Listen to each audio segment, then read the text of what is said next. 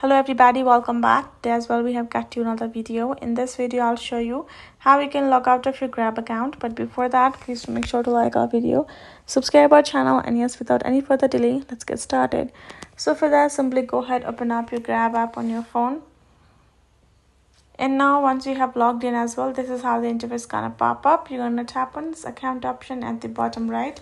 Tap on this little pencil icon beside your profile. Simply scroll down at the bottom and you will find this option of logout. Now go ahead, tap on that option and you will be logged out of your account. And next time all you gotta do is open up your app, provide the information and get signed in.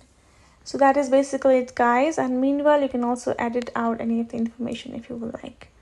So that is it. Hope this video was helpful to you all. Thank you so much for watching and I'll see you guys in our next video.